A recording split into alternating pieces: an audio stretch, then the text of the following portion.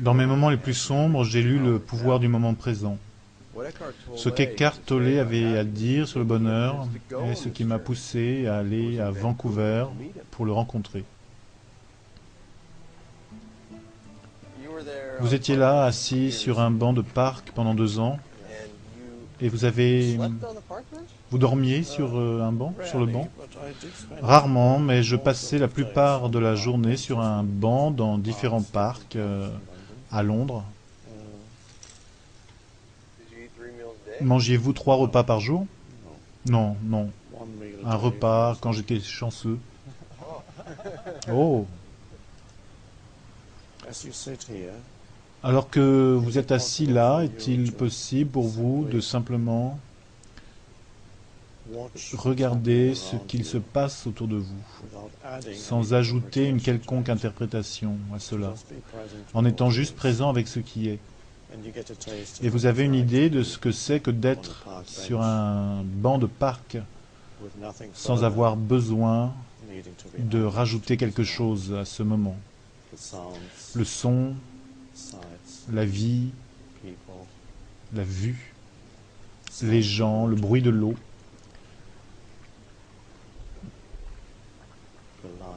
la lumière, juste permettre à cela d'être tel que c'est. De là vient la paix. Vous n'êtes pas continuellement happé par les événements, les pensées, les émotions et les réactions. Vous êtes l'espace ouvert où toutes ces choses se produisent. Vous êtes la conscience derrière, sans laquelle rien de tout cela serait. D'être juste des atomes, des molécules dans l'espace. Vous êtes la conscience qui permet à tout cet univers d'être.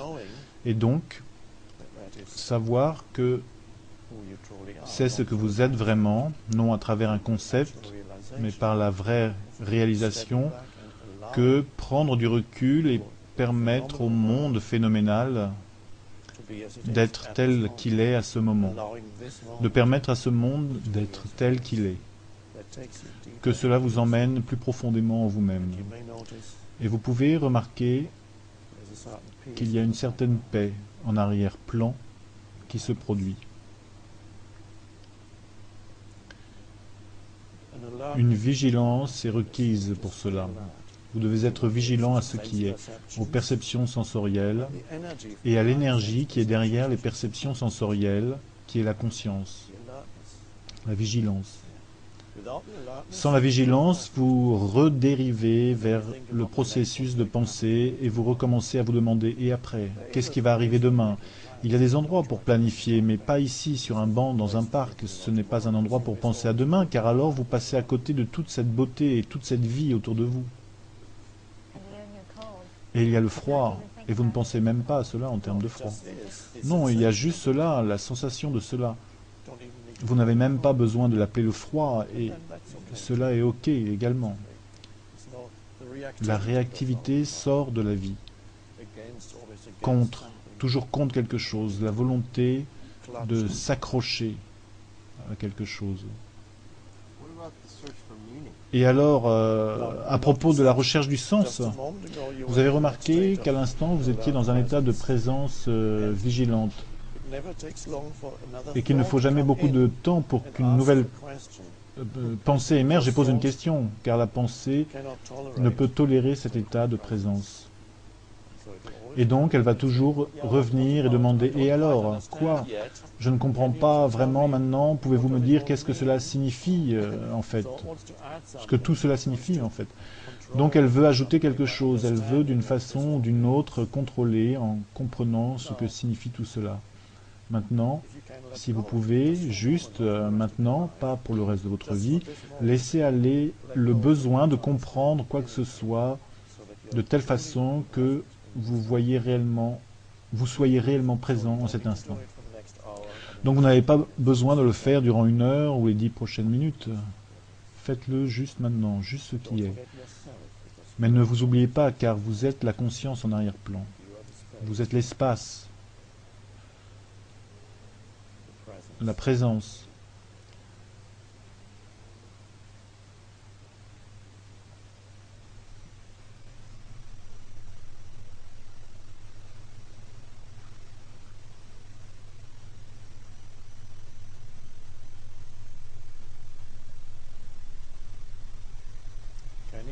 Pouvez-vous ressentir que votre corps est vivant? Oui. Donc restez avec cette sensation et percevez. C'est plus facile de percevoir sans interpréter. Quand vous pouvez sentir que votre corps est vivant, vous ressentez la vitalité intérieure. Donc une partie de l'attention est là, le reste est sur le monde extérieur.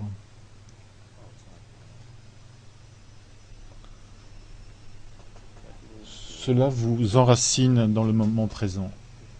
Cela vous ancre dans le moment présent.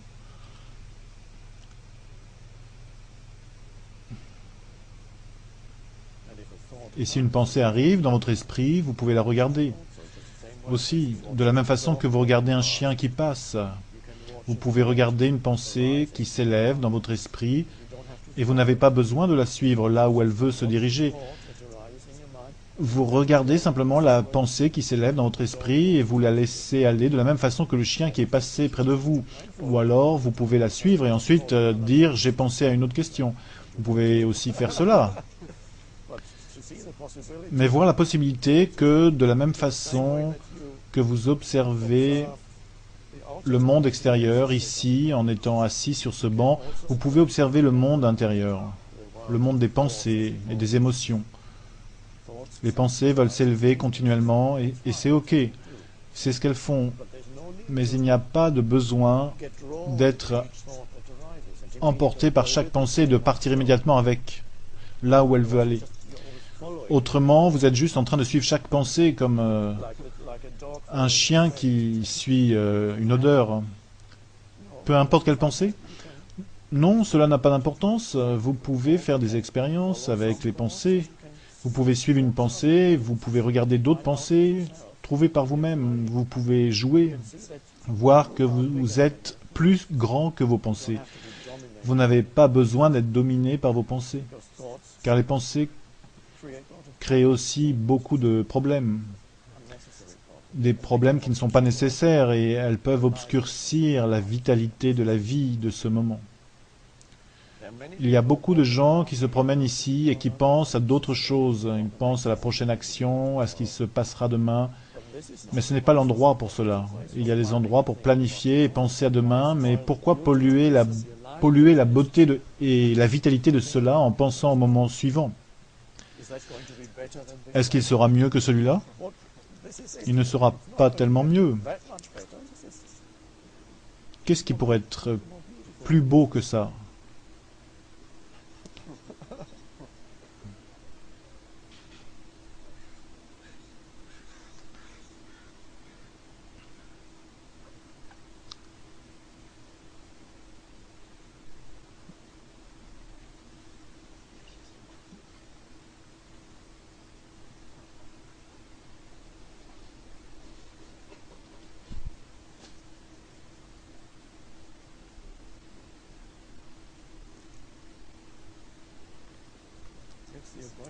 C'est l'éveil de quelque chose en vous qui est plus profond que la pensée. C'est vraiment la chose principale. Et c'est déjà là. Vous ne le saviez juste pas. Pourquoi ne savais-je pas? C'est une habitude profondément ancrée que d'être totalement identifié avec les pensées. C'est la condition humaine qui pourrait être décrite comme étant perdue dans la pensée. Jusqu'à maintenant, l'évolution a été inconsciente. Elle a été automatique, mais maintenant, l'évolution est consciemment choisie par une espèce, et c'est quelque chose de révolutionnaire. Et vous faites partie de ce processus.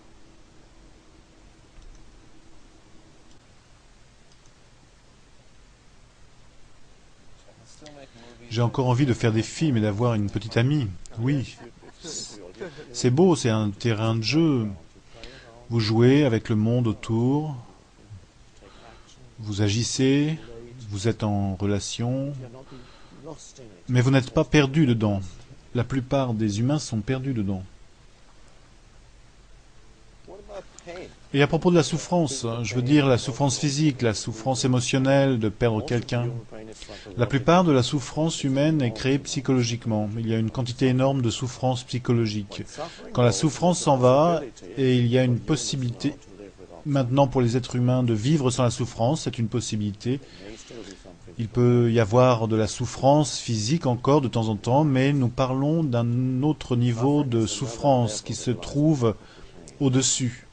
La souffrance psychologique qui implique une histoire, un petit moi qui est malheureux, une entité construite mentalement. Une entité qui a un petit moi qui a une histoire malheureuse qui est son identité. Et cela crée une quantité énorme de souffrance. Non seulement pour vous, non seulement vous vous faites souffrir vous-même, mais vous faites souffrir les autres autour de vous. Être un avec la vie, c'est être un avec le moment présent, car c'est le seul endroit où la vie peut être trouvée.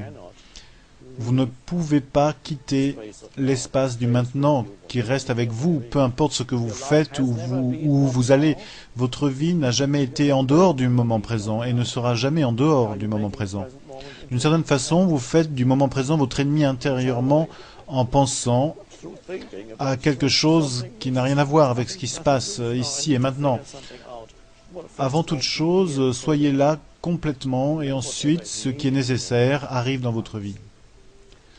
Cela vient du pouvoir qui réside dans le moment présent et que la plupart des gens négligent.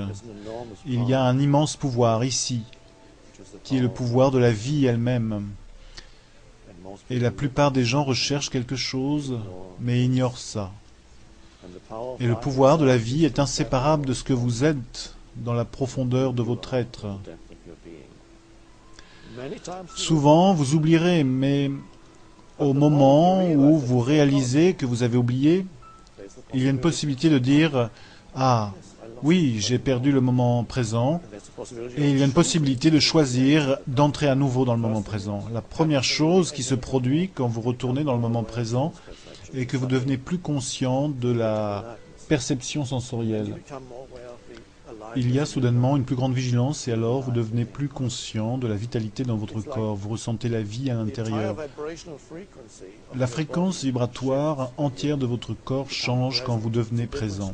C'est un état de conscience différent. Ah, plus vigilant, plus de vie. Et de nombreuses fois, vous le perdrez et ensuite, vous vous en souvenez à nouveau.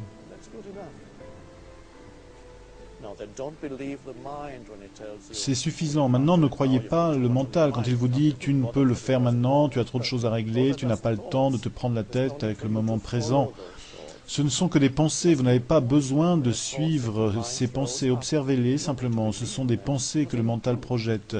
Vous n'avez pas besoin de croire en elles, car elles ne sont pas vraies. Le mental vous dit, tu ne peux être présent maintenant, car tu as trop de choses dans la tête. Et alors, ok, vous pouvez vous dire, voyons si c'est vrai, et vous ressentez. Il y a de la vie dans ma main, il y a de la vie dans mon corps, il y a de la beauté tout autour, et vous redevenez présent à nouveau. La vigilance revient. Et quand c'est le moment de réfléchir, alors vous vous asseyez et vous réfléchissez, ok, quel avion dois-je prendre demain, à quelle heure dois-je aller à l'aéroport, que dois-je faire maintenant, prendre le téléphone, appeler, ok, c'est bien, vous ne vous perdez pas dans le futur, vous réglez simplement des choses pratiques, et une fois que vous avez fait ces choses pratiques, ces plans pour la semaine prochaine, alors vous revenez dans le moment présent. La transformation intérieure n'est pas vraiment en rapport avec le fait de trouver beaucoup de réponses à vos questions, mais de trouver une nouvelle relation avec la pensée, de telle façon qu'aucune pensée ne vous séduise désormais. Et si une belle fille passe devant vous et que vous vous retrouvez à la suivre, vous ne devriez pas vous dire « Oh, je ne devrais pas regarder cette fille car maintenant je suis spirituel ». Non.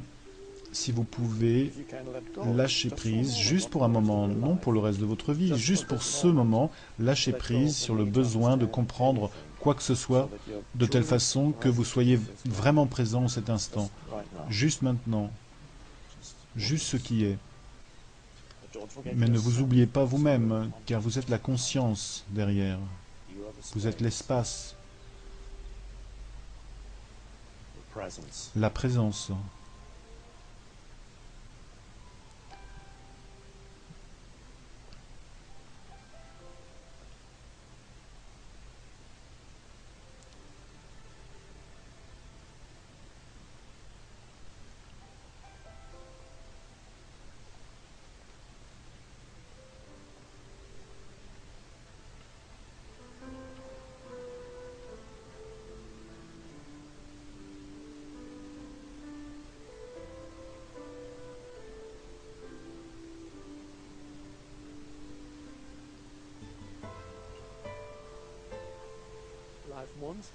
La vie veut vous soutenir, mais d'abord, vous devez être ouvert à la vie.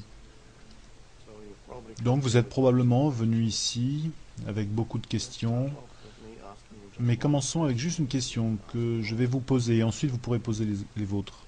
Ok. Puis-je vous demander quel âge vous avez? Oui, j'ai 24 ans. 24 ans. Non pas que cela ait vraiment de l'importance. Donc 24 ans signifie que vous avez déjà une certaine expérience de la vie. Vous êtes allé à l'école, vous êtes tombé amoureux, je pense. Vous avez eu des expériences, des déceptions amoureuses, oui, je pense. Et toutes sortes d'expériences, peut-être à différents endroits, à rencontrer des gens différents, des circonstances différentes. Le corps a été probablement en bonne santé la plupart du temps, mais vous avez sans doute expérimenté peut-être une ou deux maladies. Maintenant, est-ce qu'il y a dans toutes ces choses que vous avez expérimentées jusqu'à présent, qui se sont enchaînées continuellement, un ingrédient qui a toujours été le même, qui n'a pas changé? Je désire juste vous demander si vous pouvez voir dans tout ce que vous avez expérimenté jusqu'à présent un ingrédient quelconque qui a toujours été le même. On pourrait peut-être commencer par se demander si cela pourrait être dans les choses autour de vous. Évidemment non, car les choses autour de vous changent continuellement. Est-ce que cela pourrait être vos pensées? Non, car les pensées qui viennent dans votre esprit changent aussi continuellement. Est-ce que cela pourrait être vos sensations ou vos émotions? Non, comme vous le savez, elles changent également tout le temps. Donc, qu'est-ce que c'est s'il y a quelque chose qui n'a pas changé, qui ne change pas? Y a-t-il un ingrédient dans toutes vos expériences, bonnes ou mauvaises, qui a toujours été là?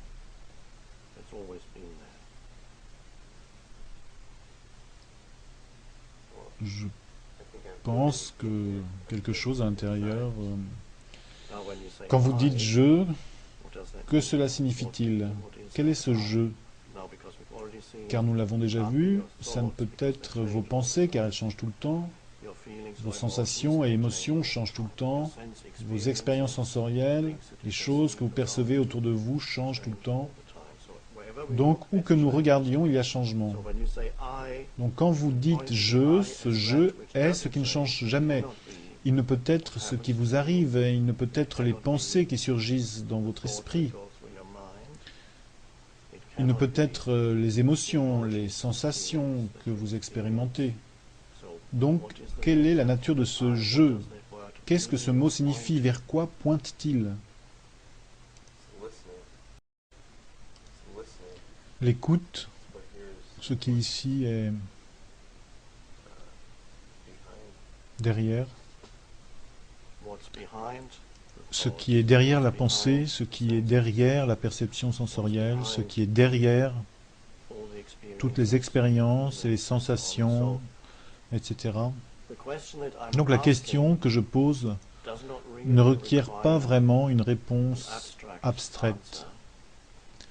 Mais je veux en fait que vous sentiez à l'intérieur de vous cela qui ne change pas. Peu importe où vous allez, peu importe ce que vous faites, avec qui vous êtes, ou si le corps est en bonne santé ou non. Quand je demande, vous dites, vous avez dit c'est le jeu, et j'ai demandé quelle est la nature de ce jeu, et maintenant vous recherchez peut-être des mots. Mais maintenant vous avez dit un mot, vous avez parlé de l'écoute. Quand vous écoutez réellement, il y a un certain espace de vigilance. Sinon, vous n'écoutez pas réellement. Et si cela devait être exprimé à travers un geste, ça pourrait être le fait de lever doucement un doigt et dire écoute. Quand je vous ai dit écoutez, et vous écoutez, et il y a un espace de conscience dans lequel il n'y a pas de pensée. Donc, quand vous parlez de l'écoute, vous vous approchez en fait très près de la nature, de ce que vous êtes réellement en arrière-plan de toutes les situations de votre vie. Et dans les situations sont inclus les pensées, les émotions. Si vous ne trouvez pas ça, ce que vous êtes en arrière-plan de toutes les circonstances, les situations, peu importe combien de questions vous posez et combien de bonnes réponses vous recevez, cela ne vous aidera pas beaucoup et il n'y aura pas de fin au questionnement car chaque réponse génère d'autres questions. Donc nous parlons du fait de devenir familier avec un état différent de conscience. Non pas de quelque chose qui n'a jamais été là, ça a toujours été là, car c'est le jeu, J-E, mais ça a toujours été négligé, parce que les situations, les choses qui vous sont arrivées, et vos pensées et vos émotions, vous emportent avec une telle force irrésistible qui captive votre attention complètement. Et donc l'attention est ce qui est là quand vous écoutez réellement. Et dans les moments d'attention, il n'y a pas de pensée, mais il y a une présence consciente. Donc, la réponse que vous avez donnée est absolument juste. Tout le monde ne l'aurait pas formulée de cette façon, mais l'écoute pointe vers ce que vous êtes réellement en arrière-plan, vers toutes les choses, en arrière-plan de toutes les choses qui changent continuellement. Donc je souhaiterais, alors que nous parlons, ce n'est pas une discussion intellectuelle, car si ça avait été intellectuel, vous auriez dû aller voir un professeur de philosophie ou un intellectuel à l'université. J'y suis allé déjà. Et finalement, vous auriez reçu beaucoup de réponses, mais toutes ces réponses vous amènent à vous poser plus de questions, car elles ne vous amènent pas à l'essentiel, au cœur de qui vous êtes. Donc, commençons avec ça, et ce vers quoi nous nous dirigeons est une perception d'un jeu, J-E, du fait d'être, qui est plus profond que ce qui se produit dans votre vie, qui est toujours là, qui a toujours été là maintenant, et c'est étroitement relié avec l'état d'écoute attentive pour être en contact avec cela, pour le ressentir.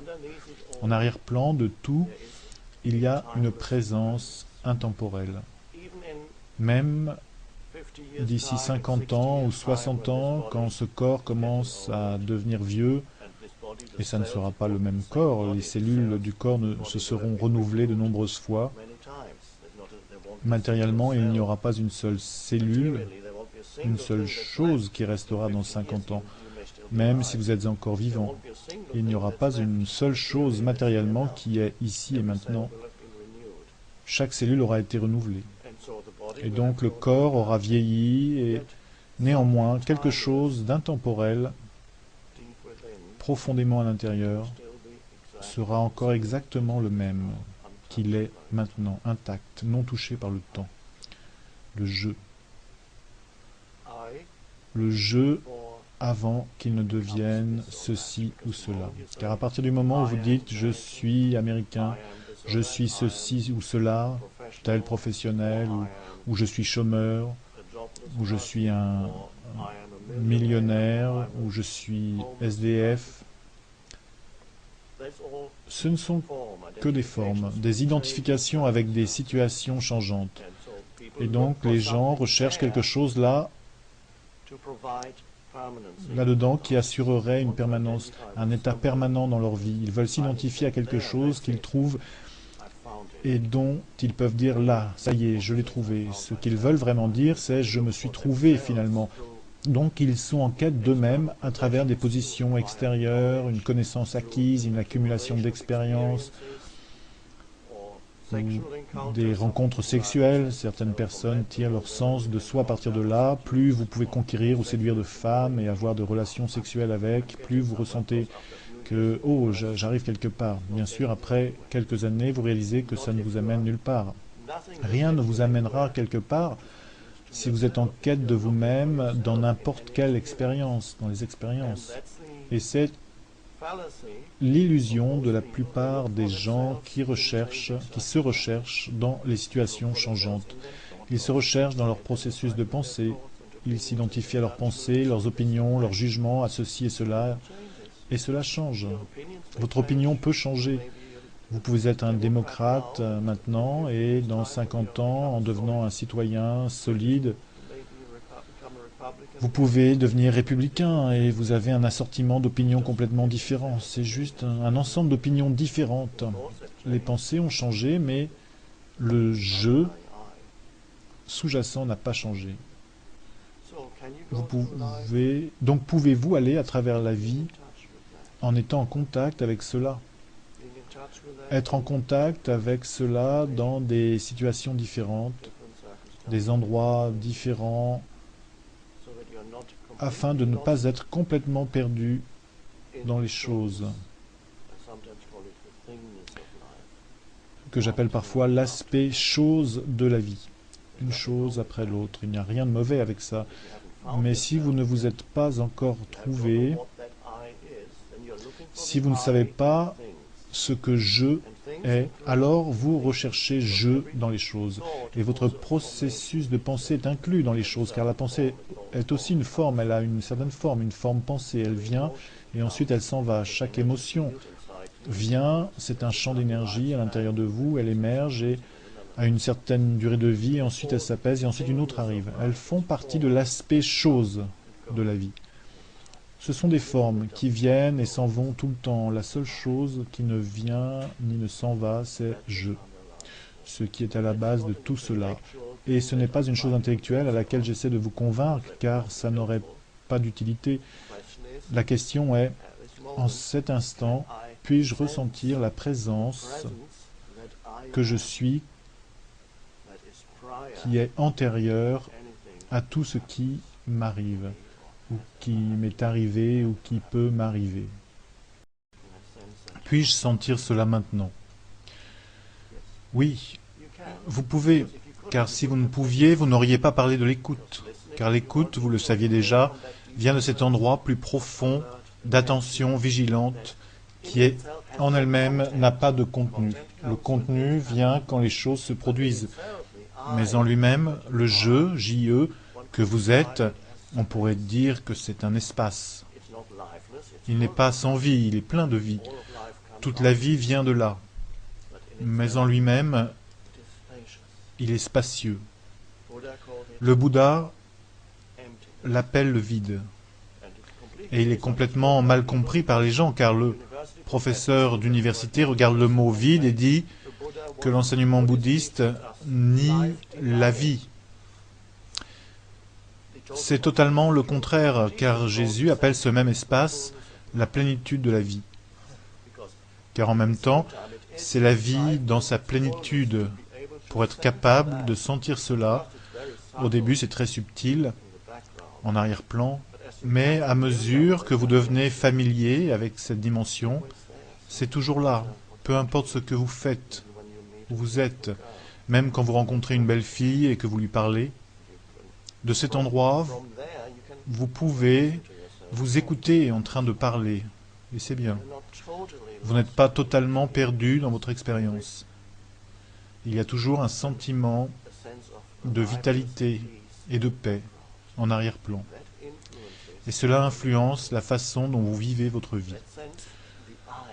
Ce jeu intemporel, car à la surface, vous avez ce jeu temporel qui vieillit, qui s'identifie avec la pensée, les émotions et des choses qui lui arrivent, etc. Mais en arrière-plan, il y a le jeu intemporel. Maintenant, le mot « jeu » est probablement le mot le plus fréquemment utilisé dans le langage. Quand vous écoutez les gens et que vous vous demandez quel est le mot le plus utilisé dans les conversations, probablement que vous allez découvrir que c'est le mot « je ». Ce à quoi ils se réfèrent, ce n'est pas le jeu intemporel, car ils ne l'ont pas trouvé. Ils se réfèrent à un jeu superficiel, identifié aux choses, les pensées, les émotions. Je suis en colère, je suis américain, je suis ceci, je suis cela. Identification avec quelque chose. Donc, ce jeu est la plus grande des illusions, car il n'y a pas de substance en lui, rien de permanent. Donc, si je ne suis pas quelque chose, suis-je rien? Oui. Néanmoins, je le dirais différemment. Je dirais, vous n'êtes pas une chose. Il y a une différence entre être rien et ne pas être une chose. Être rien est simplement un déni. Mais ne pas être une chose signifie qu'il y a une présence là, mais elle n'a pas de forme. Rien que vous puissiez attraper, saisir. Elle n'a pas de forme ni de nom. Les anciens Chinois l'appellent le Tao, qui ne peut être nommé. Il y a un très beau livre de sagesse. C'est un très beau livre de sagesse vieux de 3000 ans, l'enseignement du Tao. Je le recommande à chacun. Et la première ligne de ce livre est « Le Tao qui peut être nommé, dont on peut parler, n'est pas le Tao réel. » Et donc, il y a la présence que vous sentez qui n'a pas de forme dans un langage ancien, chrétien, hébreu. Il y a le mot « esprit ». Mais je n'utilise pas ce mot, car il a été utilisé pendant des centaines d'années et a été incompris. Donc si j'utilise le mot « esprit », les gens vont immédiatement avoir une certaine image de ce que c'est, ou l'appeler le Saint-Esprit, et ces centaines d'années de conception erronée de ce qu'est l'esprit, donc on oublie le mot « esprit ». Mais dans sa signification réelle, originelle, c'est vers cela que le mot « esprit » pointe. L'essence de qui vous êtes est sans forme. Maintenant, on aurait pu utiliser le mot « conscience ». C'est l'essence de qui vous êtes. Et vous pouvez le sentir, mais vous ne pouvez jamais l'attraper, le saisir.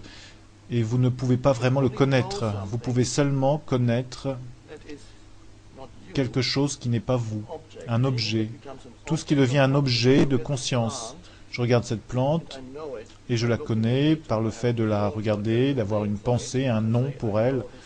Je dis, je connais cette plante. Cette plante est un objet qui apparaît dans la conscience. Et je vous regarde, je vois un contour, une forme. Et évidemment, ce que je vois, personne ne sait si ce que vous voyez à l'extérieur est en réalité là.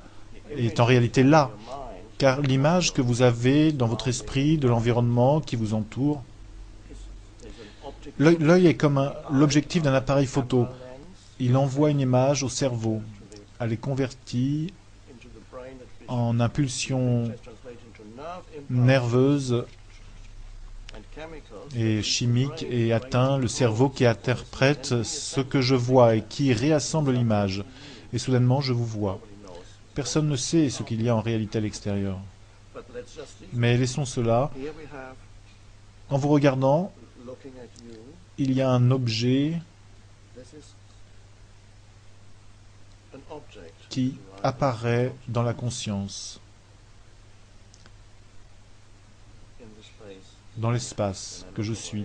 Et je regarde ailleurs, et un autre objet apparaît dans cet espace que je suis. Ou j'écoute quelque chose qui survient dans cet espace. Une pensée vient qui apparaît dans l'espace que je suis. La présence que je suis. Mais la présence elle-même, vous ne pouvez la connaître de la façon dont vous connaissez une plante ou une personne, un son ou une pensée, car elle doit se recourber sur elle-même. Vous ne pouvez en faire un objet, donc vous ne pouvez faire de vous un objet de connaissance. Vous ne pouvez qu'être cette présence. Mais vous ne pouvez la connaître car vous l'externaliseriez. Et c'est l'erreur que les humains ont fait pendant des milliers d'années. Ils ont fait de même des objets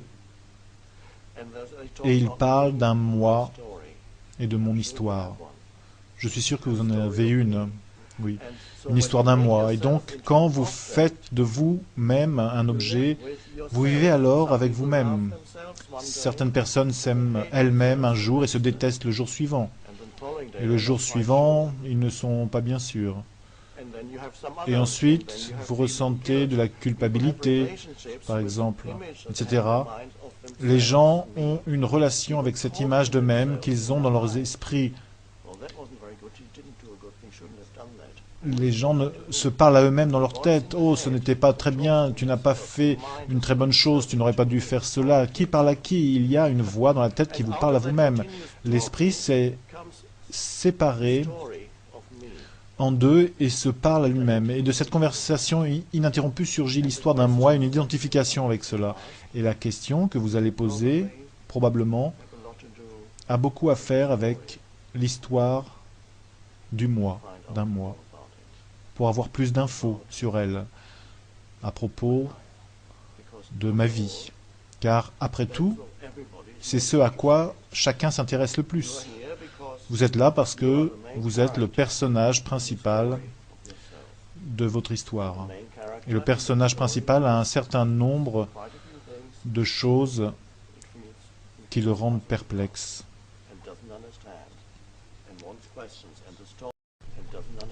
Des choses qui le rendent perplexe, qu'il ne comprend pas. Et l'histoire, d'une certaine façon, fonctionne, mais à un autre niveau, elle ne fonctionne pas. Et donc, le personnage de l'histoire est venu ici et veut savoir comment faire en sorte que l'histoire fonctionne mieux. N'est-ce pas le cas? Oui.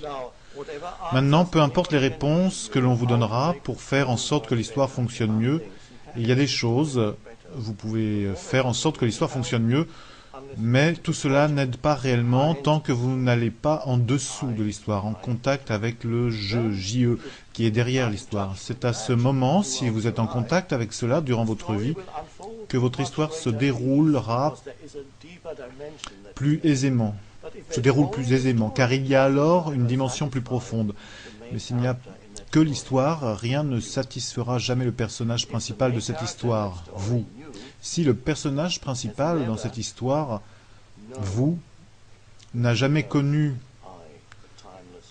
le je plus profond, la présence intemporelle qui est la conscience que vous êtes, l'espace attentif,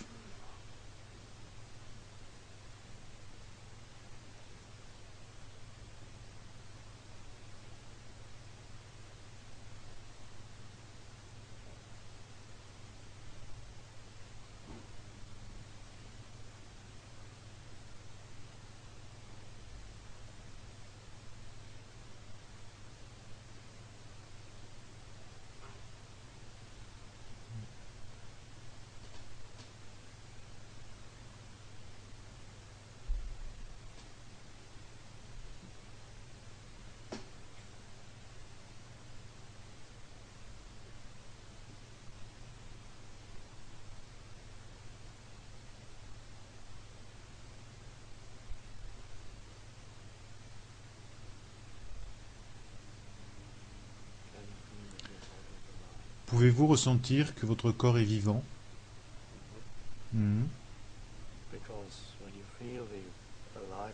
Car quand vous ressentez la vitalité à l'intérieur du corps, je l'appelle le corps subtil, le mental, habituellement hyperactif, ralentit. Le mental hyperactif est extrêmement répétitif.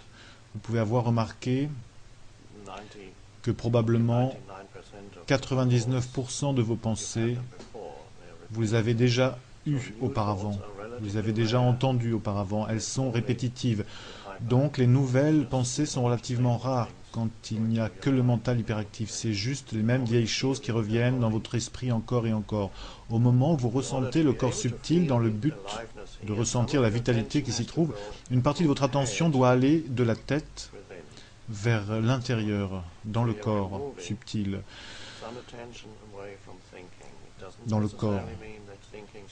Donc, vous éloignez une partie de l'attention du processus de pensée. Cela ne veut pas dire nécessairement que la pensée s'arrête totalement, mais elle s'apaise, elle ralentit. Il peut même y avoir des petits espaces entre une pensée et la pensée suivante. Donc, la pensée ralentit, car une partie de votre attention est dirigée sur le champ d'énergie intérieure, la vitalité, que la plupart des gens ne ressentent jamais, car ils sont tellement absorbés par leurs pensées qu'ils ne ressentent même plus qu'ils sont vivants. Donc la pensée s'apaise et il y a des petits espaces entre les pensées. Et alors il y a plus de chances que les pensées qui émergent soient nouvelles. Par moments ce sont des révélations, de nouvelles façons de voir les choses, des réalisations. Elles ne peuvent venir que si vous êtes capable de calmer le mental, mais pas sur la base du fait de sentir que j'ai besoin de calmer mon mental, mais simplement en détournant l'attention de lui, non pas en faisant un quelconque effort pour calmer votre mental. Tout ce que vous faites, c'est d'éloigner l'attention de lui, et alors il y a plus d'espace. Non plus juste une pensée qui en suit une autre, et alors vos pensées, en fait, s'améliorent, c'est-à-dire qu'il y a en elles plus de vie, plus d'originalité, plus de puissance, vous avez de meilleures idées, la façon dont vous interagissez avec les gens est plus réelle, plus authentique, car le réel ne vient pas d'une accumulation de choses dans votre esprit en rapport avec tous les rôles que vous jouez, vous et les autres. Tout le monde joue des rôles. Ils ont été conditionnés pour jouer certains rôles. Vous avez une image de qui vous êtes. Quand vous rencontrez une belle femme, vous jouez un certain rôle. Vous voulez présenter la meilleure image de vous-même. Et elle fait la même chose. Vous pouvez l'observer.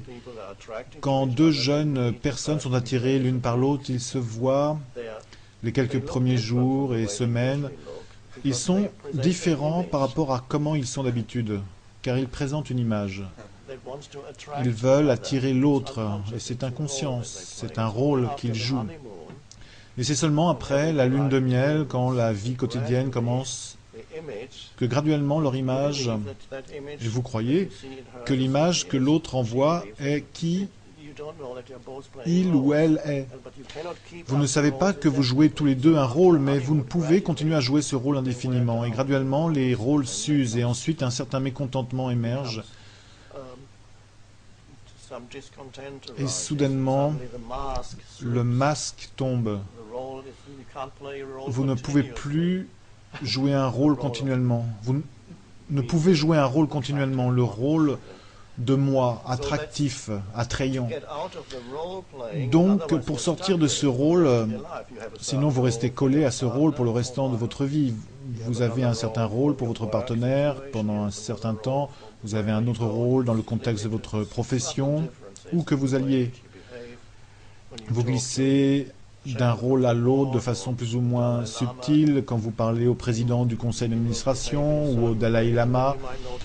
Vous vous comportez d'une certaine façon et vous pouvez remarquer que quand vous parlez au plombier, il y a des différences subtiles dans la façon dont vous vous exprimez. Vous jouez des rôles différents, vous pensez que ceci ou cela n'est pas approprié ici. Oui. C'est seulement quand vous arrêtez de jouer, quand vous observez le Dalai Lama, la façon dont il se comporte, vous avez pu penser peut-être que le Dalai Lama joue le rôle du Dalai Lama, mais ce n'est pas le cas. Il y a une telle simplicité, ouverture et authenticité en lui. Il parle de la même façon à n'importe qui. Qu'il rencontre le plombier ou le pape ne fait pas de différence car il ne joue plus de rôle conditionné. Et cela est seulement possible quand vous accédez à la dimension en vous qui est plus profonde que le mental. Et nous venons de le faire, ou continuons de le faire, simplement en éloignant l'attention de la pensée et en la dirigeant vers la vitalité du corps, la vie qui est dans le corps. Cela signifie que soudainement, il y a un certain espace entre les pensées. Et ensuite, vous pouvez entretenir des rapports plus authentiques avec d'autres êtres humains. Et vous n'avez pas besoin de préparer les choses que vous allez dire ensuite. Vous ne dites pas des choses dans le but de manipuler cette personne. Vous ne dites pas des choses dans le but de créer un effet. La spontanéité vient simplement de cet endroit. La spontanéité ne vient pas d'un amas de choses accumulées dans votre esprit. La spontanéité vient seulement dans la mesure où vous pouvez accéder à la dimension qui est plus profonde que le mental, que nous pouvons appeler le JE plus profond, que nous pouvons appeler la quiétude, l'immobilité vigilante, qui est toujours là, espace vigilant. Accédez à cela de telle façon que l'esprit s'apaise. Ensuite, vous vivez différemment. Et plus vous accédez à cela, pour le moment vous n'en avez que des aperçus, mais c'est suffisant. Les aperçus, avec le temps, deviennent plus spacieux. Donc, c'est quelque chose à se rappeler, non pas en tant que souvenir, mais se rappeler de le faire dans la vie quotidienne autant que possible, où que vous soyez, quoi que vous fassiez, quand vous parlez à quelqu'un, ou même quand vous êtes seul. Allez parfois à l'intérieur et ressentez que le corps est vivant. Il y a la vie dans la main, dans ma main. Sans imaginer quoi que ce soit, vous ressentez en fait réellement qu'il y a de la vitalité ici. Et ensuite, une fois que vous pouvez ressentir la main, vous pouvez ressentir le bras, le pied, la jambe, vous êtes en train d'habiter le corps. Et le corps aime ça. Il aime notre attention. La plupart des gens n'accordent pas d'attention à leur corps, même s'ils le bichonnent de façon exagérée. Aller chaque jour à la gym, ou traiter sa peau avec toutes sortes de produits. On peut penser qu'ils prennent soin de leur corps. La seule chose dont ils s'occupent est l'extérieur du corps. Ils ne sont pas nécessairement présents à l'intérieur du corps. Ils ne peuvent pas en ressentir la vie. Certains le peuvent peut-être, mais la plupart ne s'intéressent qu'à l'extérieur du corps. Ici, il est question de l'intérieur, de la dimension subtile. Le corps subtil n'a rien à voir avec l'apparence du corps. Que vous ayez 80 ou 20 ans, un corps jeune ou vieux, les sensations du corps subtil sont toujours les mêmes. Il est vivant. Et le corps aime notre attention. C'est un peu comme lorsqu'on ne donne pas suffisamment d'attention à un enfant, il finit par pleurer pour attirer l'attention au bout d'un moment. Le bébé pleure. Parce que l'attention est de l'énergie, une énergie énorme. L'attention est de la conscience. Pour la plupart des gens, toute l'attention est continuellement absorbée par l'activité mentale. On peut le voir quand on leur parle, ils ne sont pas vraiment là, ils pensent. Ils vous regardent, mais ils pensent à la prochaine question qu'ils vont vous poser. Alors que vous êtes assis là, peut-être vous êtes en train de vous dire, ok, quelle est ma prochaine question? Et c'est normal, ça n'est pas une faute personnelle de votre part. C'est normal de vous perdre. Vous perdre veut dire que vous n'êtes pas vraiment présent quand vous pensez à la chose suivante. Donc c'est normal. Vous n'avez pas à vous culpabiliser pour ça. C'est normal. Or, il y a une autre façon de vivre, et c'est la manière d'être présent, de faire attention, non pas seulement à vos pensées, mais à votre corps. Si vous n'accordez pas suffisamment d'attention à un enfant, bien sûr, un enfant peut aussi devenir dépendant de l'attention, mais c'est une autre histoire. Il doit y avoir un équilibre. Or, un enfant a vraiment besoin d'attention, c'est vital, non pas de façon excessive, mais suffisante, parce que l'attention est de l'énergie, et le corps l'aime autant qu'un enfant. Il veut être remarqué, il veut notre attention, et s'il ne la reçoit pas, il pleure, il peut tomber malade. C'est sa façon à lui de pleurer. Vous le négligez, vous ne l'habitez pas. Vous habitez le grenier de votre maison. Vous avez une grande maison et vous demeurez toujours sous le toit. Vous n'allez jamais dans les étages du bas. Il y a plusieurs étages et vous n'avez pas la moindre idée de ce qui s'y passe. C'est donc une chose importante et vitale. Et il s'agit aussi d'accéder à l'espace à l'intérieur, qui est le jeu, qui n'a pas de forme, qui est la conscience, qui est également l'intelligence. Nous pensons à l'intelligence en termes d'aptitude mentale à accumuler des connaissances et à résoudre des problèmes. Voilà probablement ce que l'on considère être l'intelligence. Mais c'est une vision extrêmement étroite de ce qu'est l'intelligence. Ce qui peut être mesuré avec le QI concerne une vision extrêmement étroite de l'intelligence. Je suis incapable de répondre à la plupart des tests les plus simples de QI. Je n'ai jamais fait l'ensemble des tests, mais je suis sûr que mon QI serait très bas parce que ce n'est pas de la sorte que fonctionne mon mental. Je n'ai jamais été capable de résoudre de petites énigmes. Mais l'intelligence est une chose bien plus vaste que l'aptitude à accumuler de l'information, puis à la considérer, à l'analyser ou à la disséquer. Ce que l'on fait dans les universités, les projets de recherche. Les données sont disséquées de plus en plus. Les sujets du doctorat sont de plus en plus spécialisés parce qu'il y a tant de gens qui travaillent sur les choses. Ok, je vais prendre cette partie et lui consacrer ma thèse. Elle est explorée des centaines de fois, et une fois que vous avez rédigé votre thèse, quelqu'un vient et s'empare d'une partie infime de votre travail pour continuer de la disséquer davantage. Et c'est ce qui est pris pour de l'intelligence. Mais la véritable intelligence se trouve dans cette dimension de l'état vigilant de silence. Si vous y avez accès, c'est là où se trouve l'intelligence originelle. Toute personne qui est créative, il n'y a pas tant de gens en ce monde qui soient véritablement créatifs, quiconque est créatif a quelque accès à cette dimension de la quiétude, peut-être seulement dans la petite sphère de son champ de compétences. C'était le cas pour Einstein. Il était très lent et à l'école, il n'était pas considéré comme intelligent. Il était dit trop lent, même inapte pour les mathématiques et la physique, parce que sa pensée était très lente. Or, qu'est-ce que cela veut dire? Cela signifie qu'il y avait beaucoup d'espace entre ses pensées. Il n'était pas en classe l'un de ces enfants soi-disant si intelligents qui ont la réponse dès que le prof pose une question et qui s'écrie « Je sais, je sais ». C'est très superficiel. Cela peut être très bien, mais il y a certains enfants non reconnus dans notre société qui sont très profondément intelligents, mais non pas à la manière dont l'intelligence est considérée. Et ils ont tendance à être plus lents. Ils n'ont pas immédiatement une réponse parce qu'ils savent qu'avoir la réponse juste est superficielle et qu'il faut aller plus profond à l'intérieur. Or, si l'on autorisait ces enfants à aller plus en profondeur, on verrait combien leur pensée est en fait originale. Donc, si l'on allait à l'intérieur du corps, on remarquerait tout de suite que des nouvelles pensées surgissent, et non plus les anciennes. Cela requiert seulement un espace minuscule pour qu'émerge quelque chose de nouveau.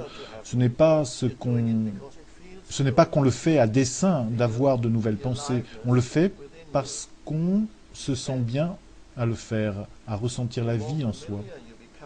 Et plus le fait d'habiter son corps devient familier, et plus on peut ressentir fortement cette vie, cet état vivant en soi.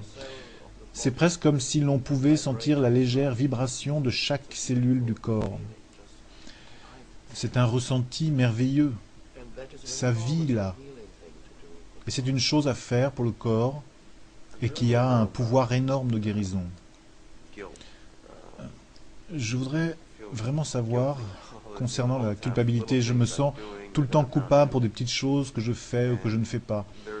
Une chose que je sais est que j'ai fait les pires erreurs avec les gens. Bon, je sais que je suis censé être libre et me libérer dans le moment présent, mais ne devrais-je pas me sentir mal à ce sujet? Je veux dire, et qu'est-ce qui peut m'empêcher, si je suis libre et me libère dans le moment présent, d'agir mal avec autrui? C'est une peur, je pense. Les êtres humains agissent à partir de leur conditionnement. Chaque être humain est conditionné par son éducation, par la culture environnante, par de multiples facteurs conditionnés à penser, à ressentir, à se comporter de certaines manières. Et ainsi, les gens font toutes sortes de choses aux autres et également à eux-mêmes sans savoir ce qu'ils font. Ils agissent simplement à partir de leur conditionnement mental. Et Jésus savait cela puisqu'il a dit sur la croix, « Pardonne-leur car ils ne savent pas ce qu'ils font. » Donc les humains créent une souffrance incommensurable pour eux-mêmes et les autres, mais ils ne savent pas ce qu'ils font. Les gens agissent à partir de leur conditionnement. Donc, quand vous voyez soudainement que quelque chose que vous avez fait dans le passé a créé de la souffrance pour vous-même, ou pour les autres, ou pour les deux, quand vous voyez cela, le fait de le voir ne provient pas du mental conditionné. Quand vous devenez conscient de certains schémas mentaux ou comportementaux en vous, la conscience, la présence plus profonde que vous êtes a surgi. Et de là, vous pouvez voir que ce que vous avez fait était très limité. Cela a créé de la souffrance pour vous-même, pour quelqu'un d'autre ou pour les autres, et vous ne le saviez pas. Donc, qui a agi à ce moment-là? Si vous dites « c'était moi, et je dois donc être mauvais », vous assimilez le mental conditionné, votre conditionnement mental, à qui vous êtes. Vous dites « j'ai fait cela, je suis donc mauvais ». En y pensant continuellement, vous assimilez qui vous êtes à ce que nous pourrions appeler l'inconscience. L'inconscience signifie la complète identification au conditionnement mental. Dès lors, vous ne pouvez que l'exprimer. Du reste, il y a toujours des millions d'humains sur la planète qui vivent de cette façon, parce que la dimension de la conscience ne s'est pas encore manifestée, donc ils ne savent jamais ce qu'ils font et ils continuent d'infliger de la souffrance à eux-mêmes et à autrui, d'agir inconsciemment. Mais ils ne savent pas qu'ils font cela, ils ne peuvent pas agir autrement. Donc, dès l'instant où vous réalisez « c'est ce que j'ai fait », qui vous êtes est la conscience qui le voit. Qui vous êtes n'est pas ce que vous avez fait. Ce que vous avez fait était le conditionnement mental qui s'exprimait par lui-même. Donc, vous vous piégez vous-même dans une identité illusoire si vous ressentez « j'ai fait cela ». Non. Qui parle?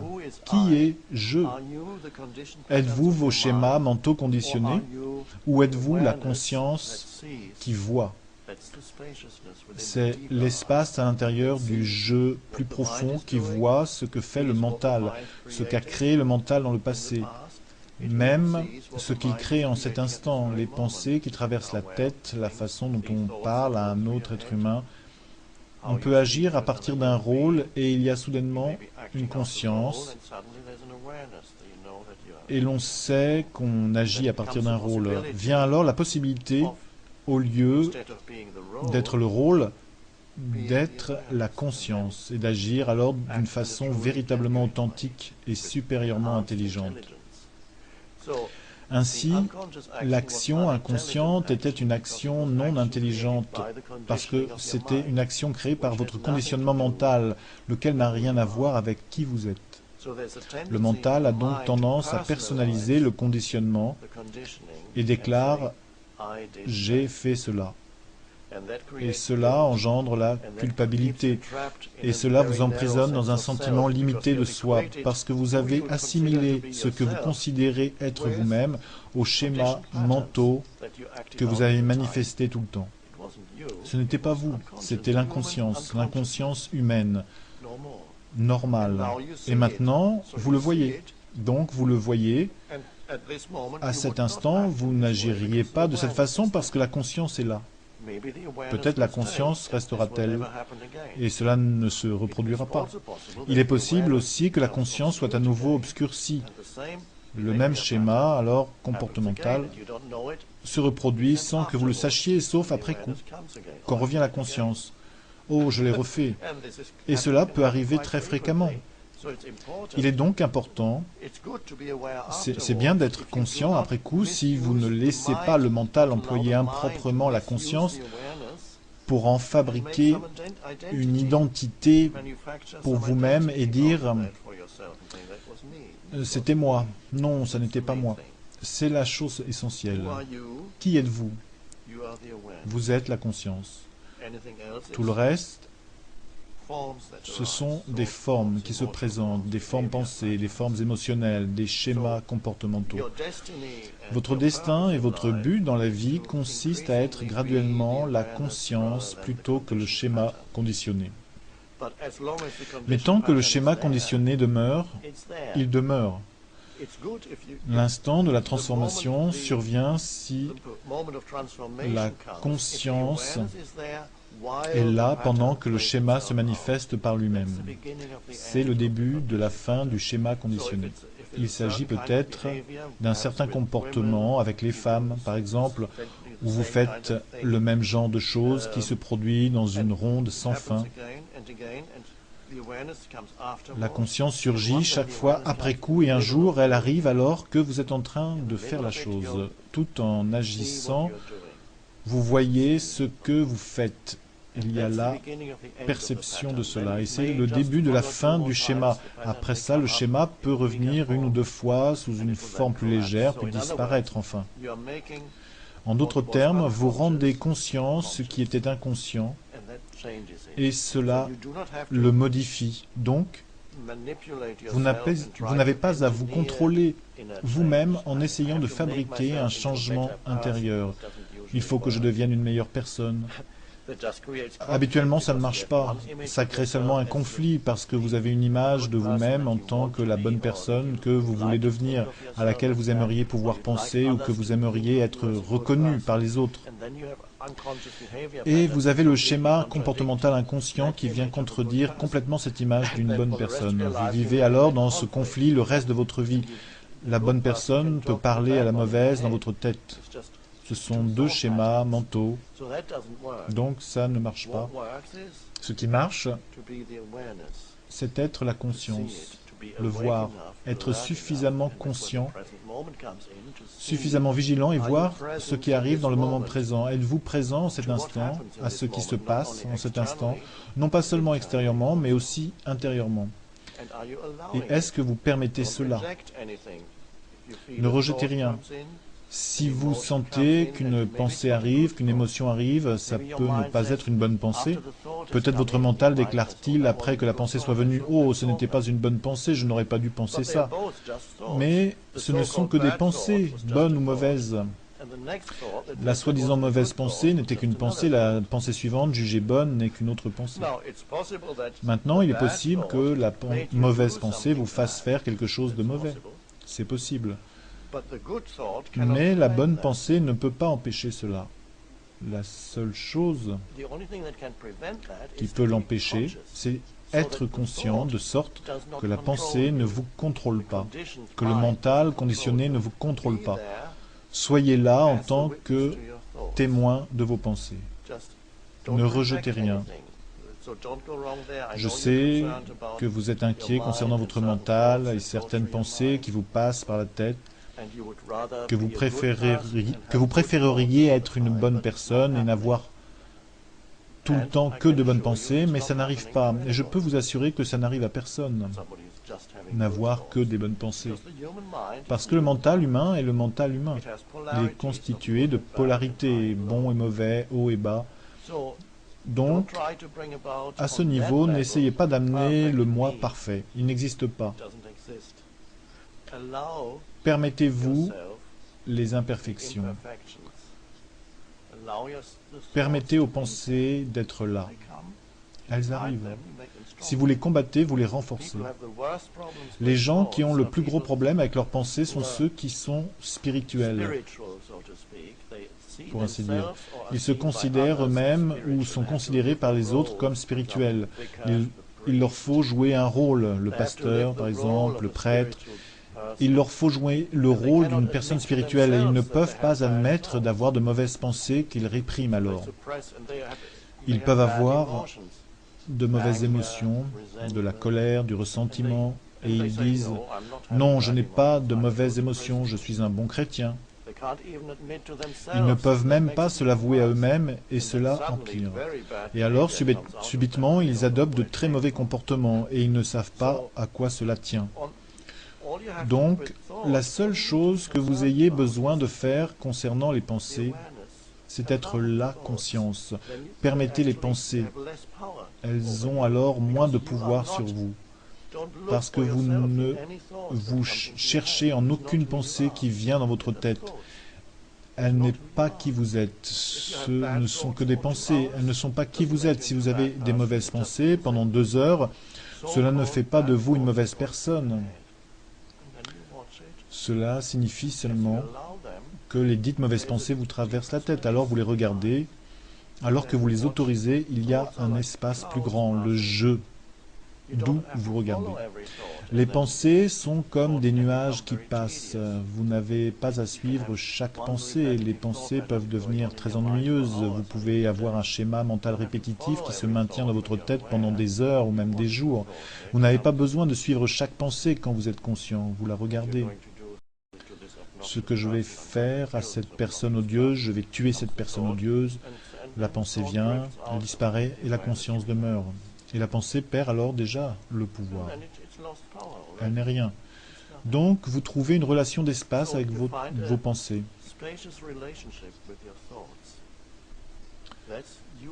Vous n'êtes rien de ce qui émerge dans cet espace magnifique de qui vous êtes, de la conscience que vous êtes, qui est l'intelligence infinie. Les pensées sont seulement des formes qui vont et viennent, donc la pensée n'est pas un problème. Soyez là en tant que témoin de ce qui se passe en vous. Le changement se produit alors de lui-même. Le mental aura toujours le bon et le mauvais, des hauts et des bas. Il est constitué de polarités, mais ça n'est pas qui vous êtes et vous n'avez pas à agir là-dessus. De plus en plus, vous agissez à partir de l'état de présence consciente.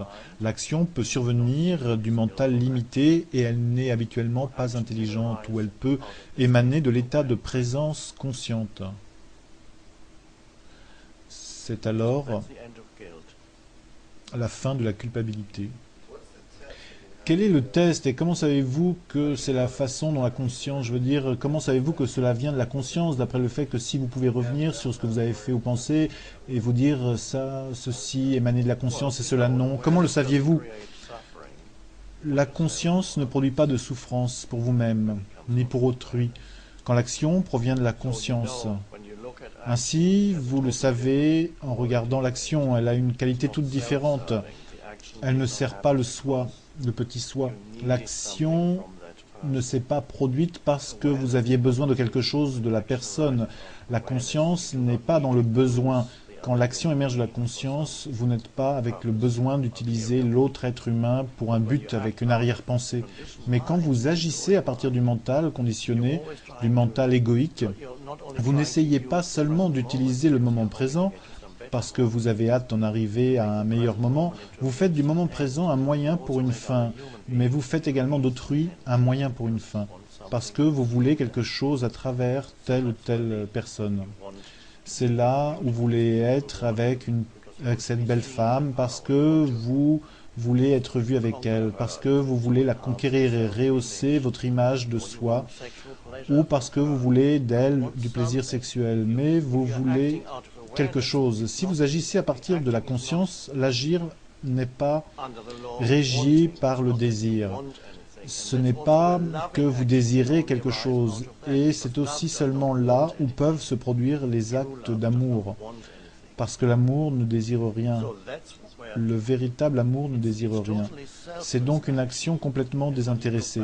Et quand vous la reconsidérez, vous pouvez voir très clairement s'il y avait de l'égoïsme dans l'action.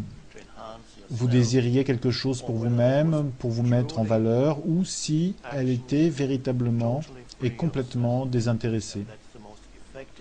Et c'est l'action la plus efficace et la plus puissante quand le soi, l'image du moi, La structure mentale du moi est extrait de l'action et que se produit l'action qui est tout à fait désintéressée. Cette action ne crée pas de problème. Un moine bouddhiste a dit, alors qu'on lui demandait quelle est la signification du zen. Oh,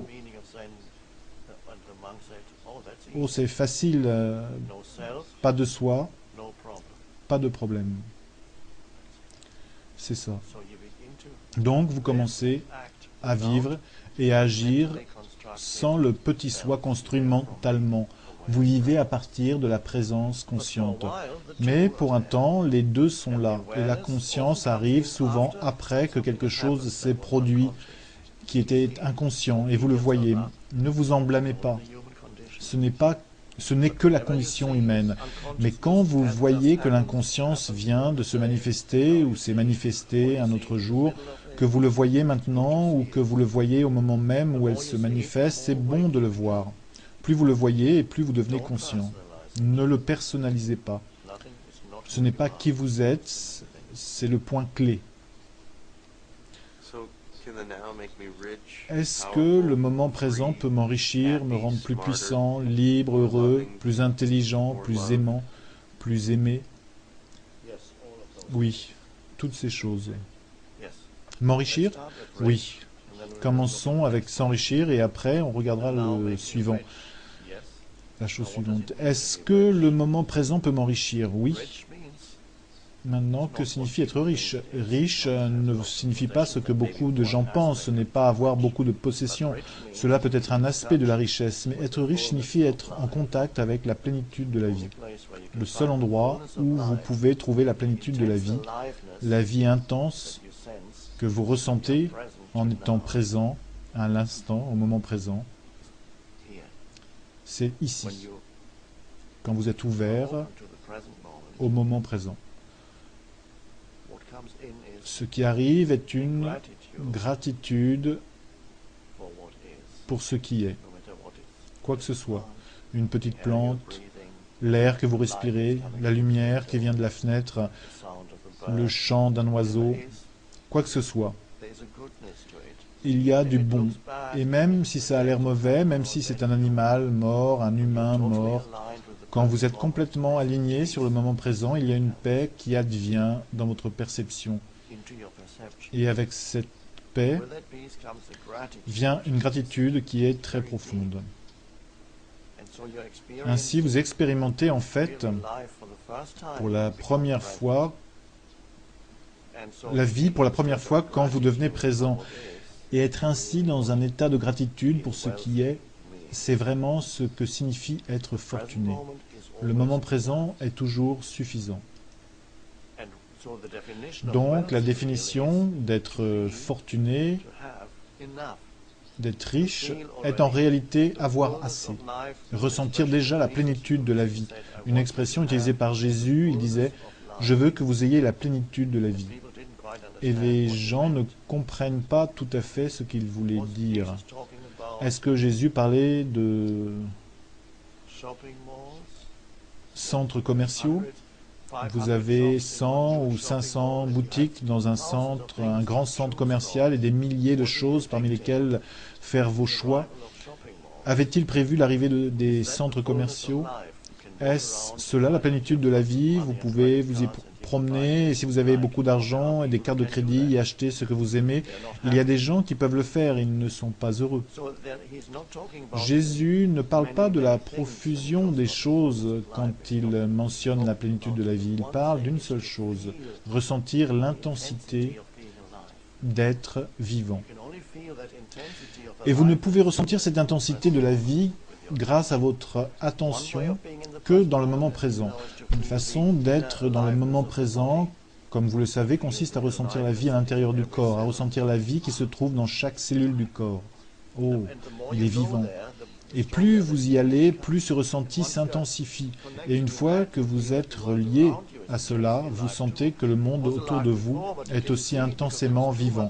Le monde était déjà vivant avant, mais vous ne le voyiez pas, parce qu'il y avait bien trop d'activité mentale continue. Le monde était mort parce que tout était immédiatement étiqueté mentalement. C'est un arbre, c'est un chien. Dès l'instant de l'étiquetage, vous ne le regardez plus. Ce n'est plus vivant, tout est mort à travers l'abstraction mentale quand vous allez et venez avec la voix dans la tête qui nomme immédiatement les choses. En devenant plus présent, il y a une attention vigilante avec laquelle vous rencontrez votre environnement. Une fois que vous connaissez la plénitude de la vie qui est déjà ici, maintenant, que la gratitude émerge pour ce qui est, peu importe ce que c'est, en vivant de cette manière, cette plénitude qui en essence est une réalisation intérieure plutôt qu'extérieure, ce qui est la base de la richesse, à savoir ressentir à l'intérieur la plénitude de la vie. Si vous vivez de cette façon, relié à cela, la plénitude de la vie finira également par se manifester pour vous de différentes manières sur le plan extérieur. Une activité féconde est une forme de richesse. Savoir que ce que vous faites aide d'autres êtres humains apporte également de la plénitude extérieure dans votre vie, ce qui est encore une forme de richesse. La richesse peut aussi survenir sous la forme de choses qui vous arrivent, des choses plus conventionnelles, une maison, une voiture ou autre. Ces choses arrivent aussi beaucoup plus facilement lorsque, fondamentalement, vous ressentez déjà l'abondance, même bien longtemps avant que cela se manifeste extérieurement. Donc, vous vous sentez déjà fortuné quand vous vivez pleinement dans le moment présent. En fait, vous ne vous sentez jamais pauvre. J'ai peut-être passé au moins 10 ans de ma vie en vivant, comme les gens diraient, sous le seuil de pauvreté. Et je ne me suis jamais senti pauvre. Je me sentais riche, bien que je n'avais rien du tout. Pas de possessions extérieures. Mais cela rendait la vie si épanouissante de vivre chaque moment en étant pleinement présent que je me sentais riche, prospère. Beaucoup plus tard, l'abondance extérieure est arrivée dans ma vie, dans une certaine mesure. Et cela ne m'a pas fait me sentir mieux. J'ai maintenant une voiture. Durant ces années-là, je me déplaçais principalement à bicyclette ou en bus. Je ne me sens pas vraiment mieux maintenant du fait d'avoir une belle voiture. Je me sens exactement pareil. C'est agréable d'avoir une belle voiture confortable avec l'air conditionné en été, mais la plénitude n'a pas changé. Cela n'a changé en rien la chose. Donc, le point de départ est d'être pleinement vivant dans le moment présent. C'est ensuite bien plus probable que la richesse extérieure vous arrive aussi en tant que manifestation extérieure de la réalité intérieure.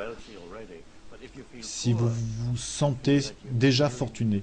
Mais si vous vous sentez pauvre et éprouvez le besoin de faire de l'argent, même si vous y parvenez, vous serez malheureux avec votre richesse, parce qu'elle provient du chagrin.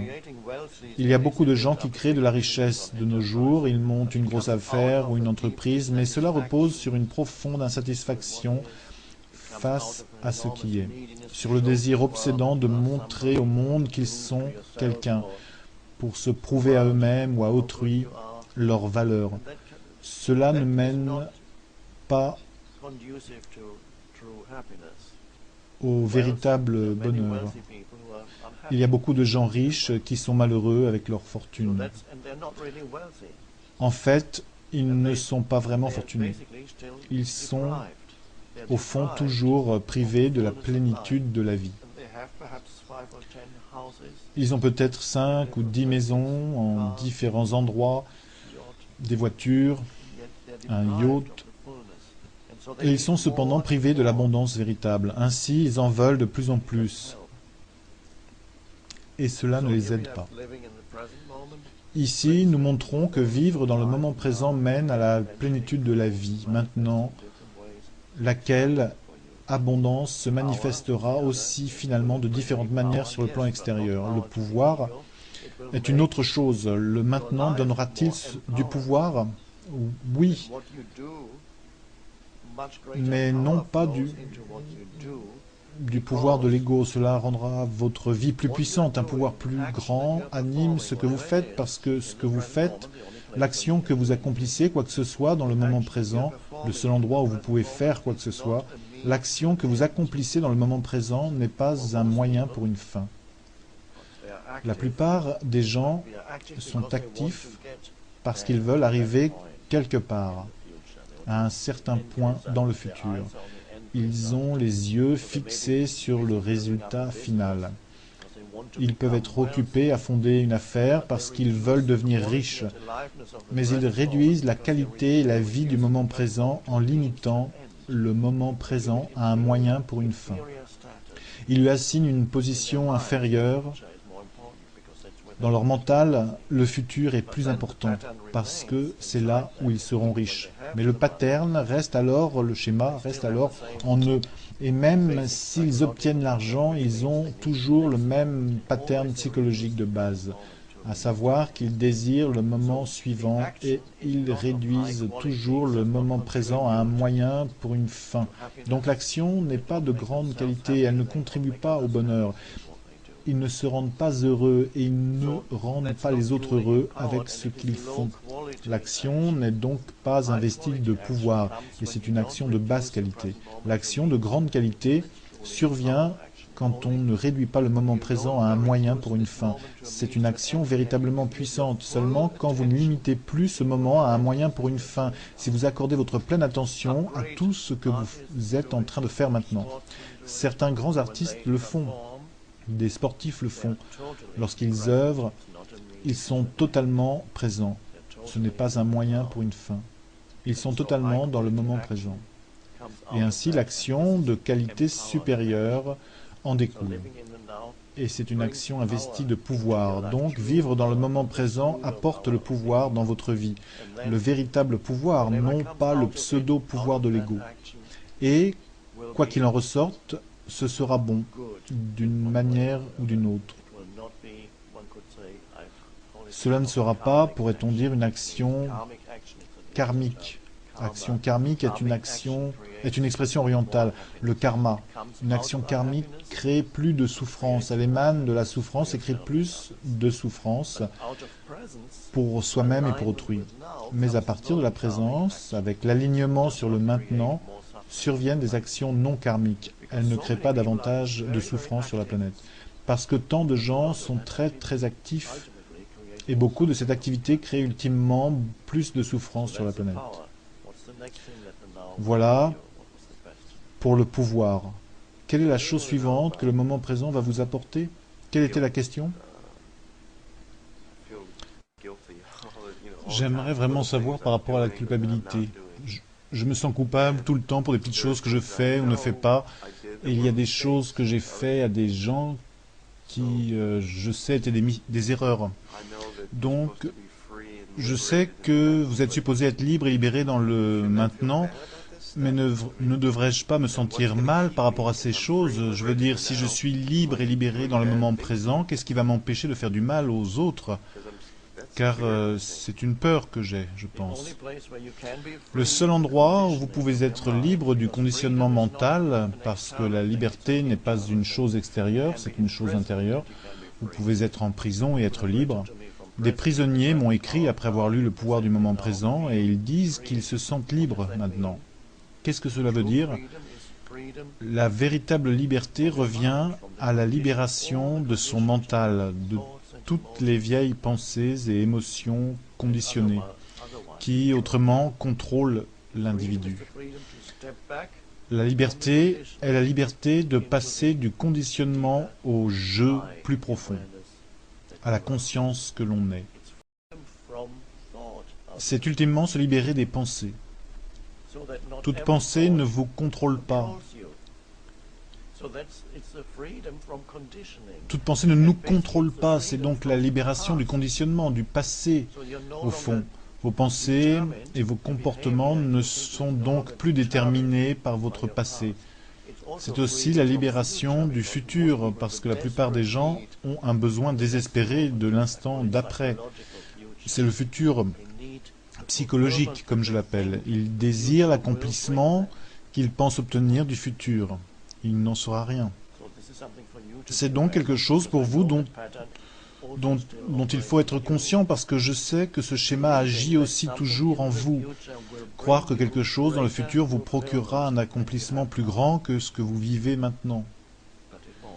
Mais ce ne sera pas le cas. Si vous ne le vivez pas maintenant, vous ne le vivrez pas plus tard. Vous devez accéder au pouvoir du maintenant, quelles que soient les circonstances extérieures. Vous pouvez vivre cela maintenant. Vous ne pouvez pas compter sur le futur, parce qu'une fois que vous êtes sur le mode attente, vous attendrez toujours le moment suivant. Même en étant devenu un acteur célèbre, vous ne vous sentirez pas tout à fait bien. Peut-être êtes-vous déjà un acteur célèbre, je ne sais pas. Mais vous ne vous sentirez pas très bien et il y aura beaucoup de choses. J'ai rencontré un ou deux acteurs célèbres. Ils sont venus à cet enseignement. Pourquoi sont-ils venus? N'ont-ils pas déjà tout? Non, ils ont réalisé qu'ils n'ont pas ce qui est vraiment important. Ils ont soudainement découvert la dimension spirituelle parce qu'ils avaient atteint tout le reste sur le plan matériel. Donc, allez profondément dans le moment présent. Alignez-vous en profondeur sur le moment présent. La seule chose qui ait jamais existé dans votre vie, faites un avec cela. C'est là où se trouve le véritable pouvoir et le seul endroit où vous pouvez être véritablement libre. Quelle est la chose suivante que vous voulez? Le bonheur? Le bonheur peut-il survenir dans le futur?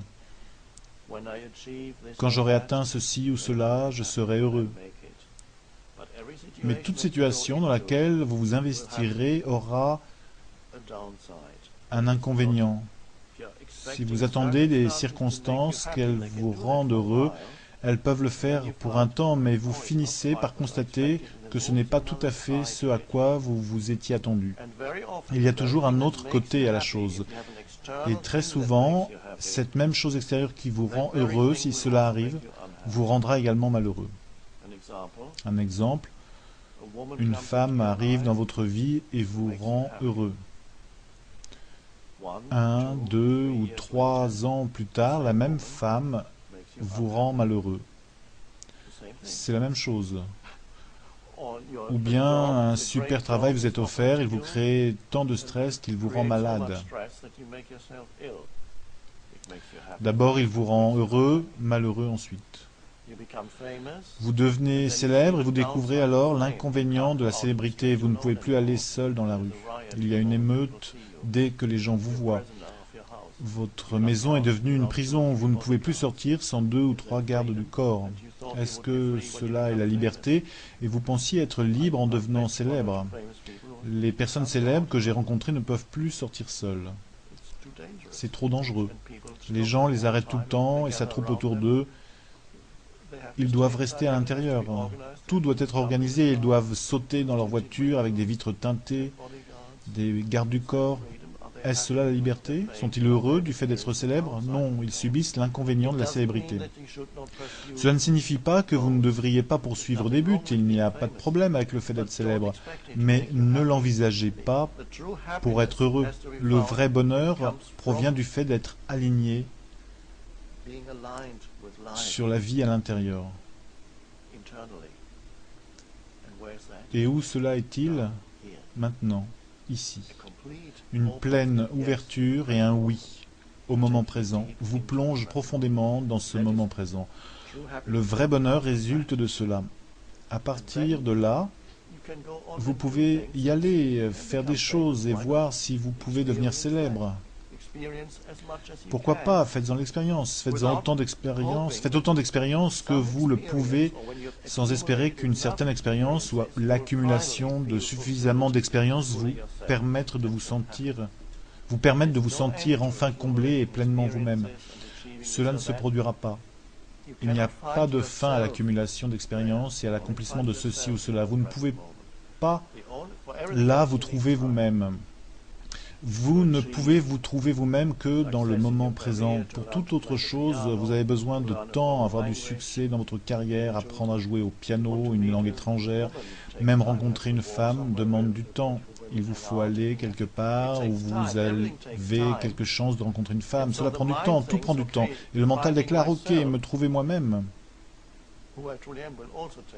Qui je suis réellement demande aussi du temps. Il pense, si j'en ajoute assez à qui je pense être, peut-être la reconnaissance d'autres personnes célèbres, des possessions, si j'ai accumulé suffisamment de choses, je serai comblé, et j'attends donc ce moment-là.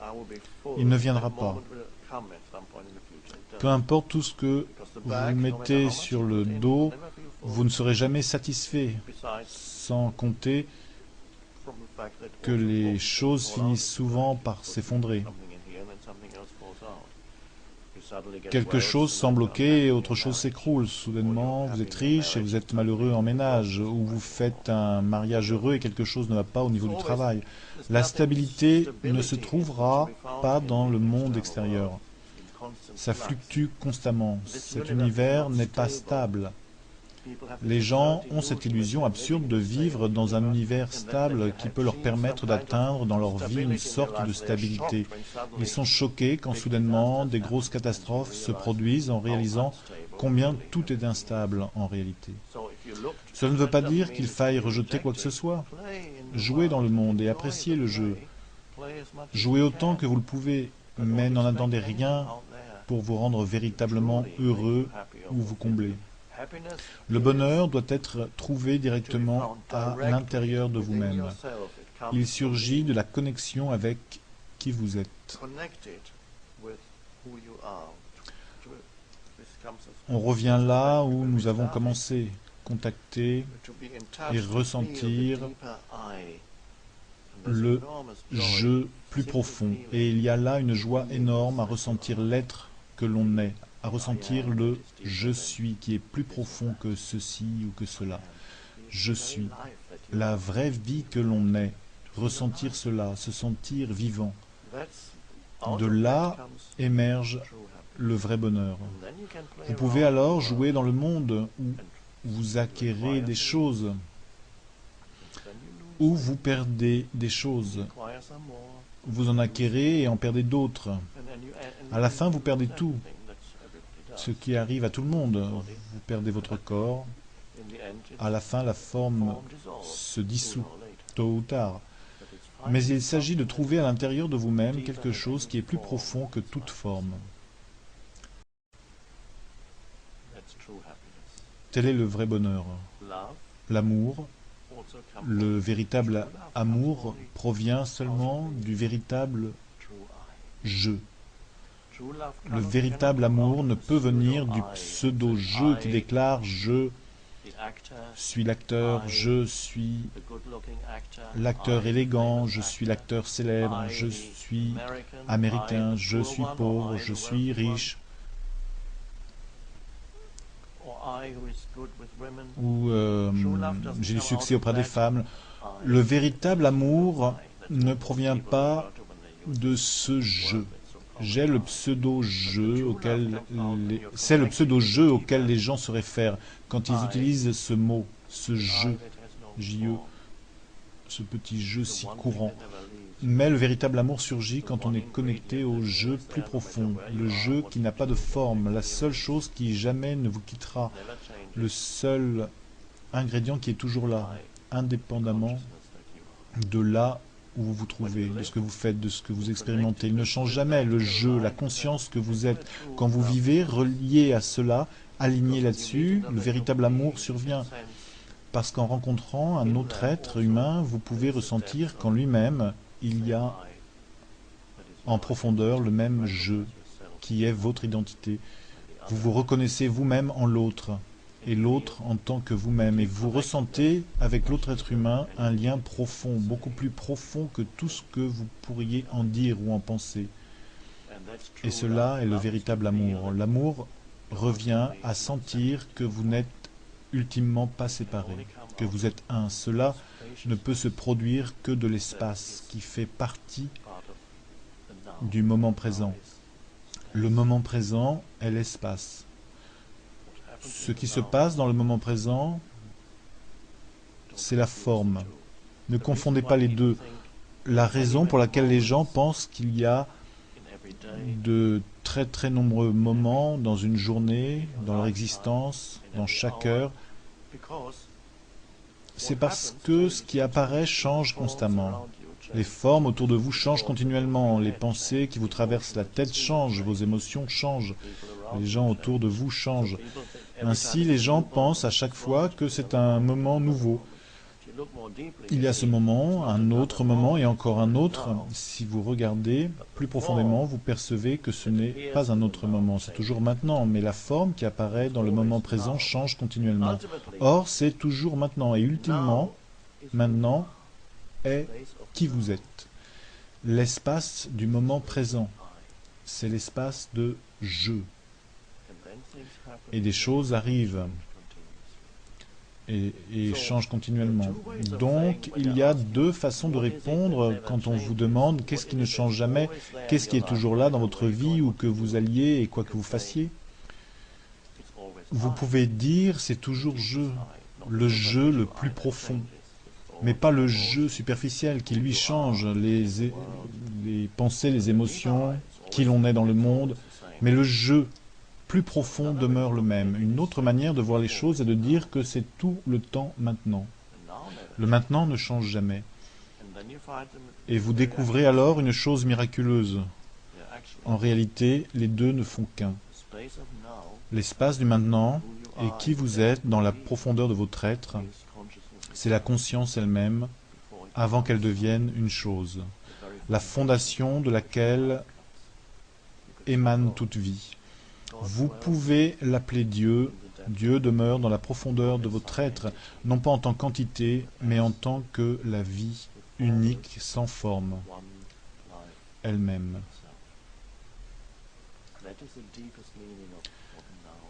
C'est la signification la plus profonde de ce qu'est le moment présent, le maintenant. Et c'est pourquoi le moment présent ne peut jamais vous quitter. Donc, je suis le moment présent en essence. Je ne suis pas ce qui se passe. Je suis l'espace dans lequel tout a lieu. Telle est votre véritable identité. Et quand vous vivez en faisant un avec cela, en connaissant cela, votre vie est fructueuse.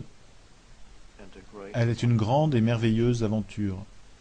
Quand vous ne savez pas qui vous êtes, peu importe ce que vous faites, ce que vous atteignez, où vous allez, qui vous rencontrez, rien ne vous satisfera. C'est aussi simple que cela.